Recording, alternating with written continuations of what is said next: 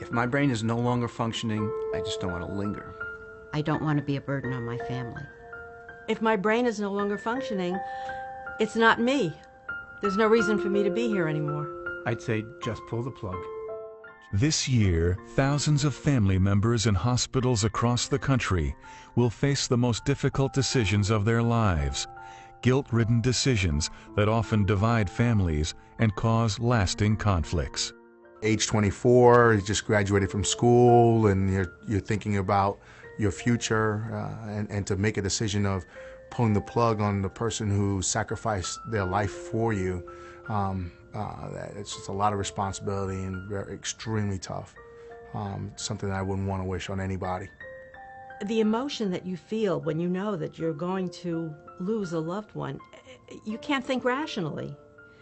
You don't think about the protocol, you know, what's the best, what's this. All you can think of is, I want to hang on. I don't want to let her go. I'll never see her again. She'll never be with me again. My sister was ill. She went to the doctor. The doctor said she had to have some treatments. I went away. Came back. She had already had chemotherapy and was in the hospital.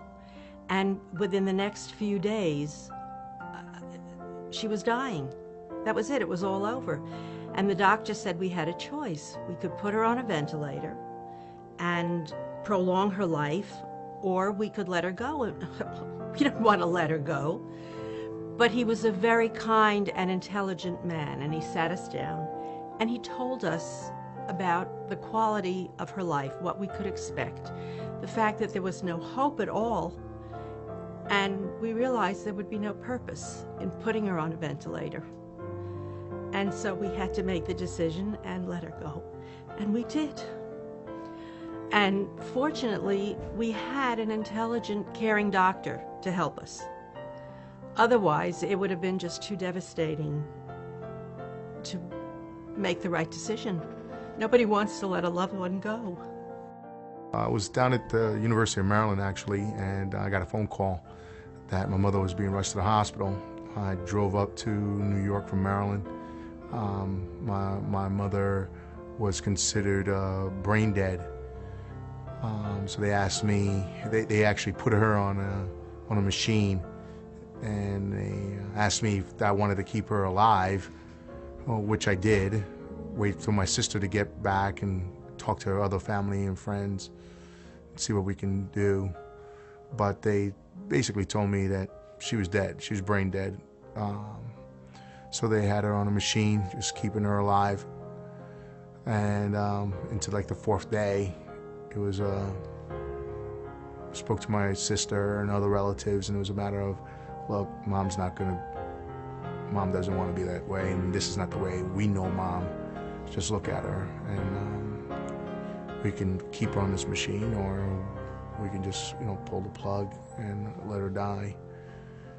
So after talking to my sister, she told me, she's okay if I wanted to pull the plug. So it was really left to me to go ahead and make that decision, which I went ahead and did. Nothing can lessen the pain of losing a loved one, but having advanced directives that are readily available to healthcare professionals can minimize the stress and anxiety to the family. If my mother had prepared an advanced directive or a living will, that decision wouldn't have been my decision. It wouldn't have been the decision of, here's my mother who sacrificed everything for me, and now I'm quitting on her. I'm saying that I don't believe that you're going to come back. That wouldn't have been my choice. It would have been my mother saying, listen, I don't want to be in this state. I don't want to be in this condition, and it'd be easier for everybody if you just follow my wishes and just did this. In 1996, Dr. Joseph Barmakian, a New Jersey board-certified orthopedic surgeon, formed the U.S. Living Will Registry,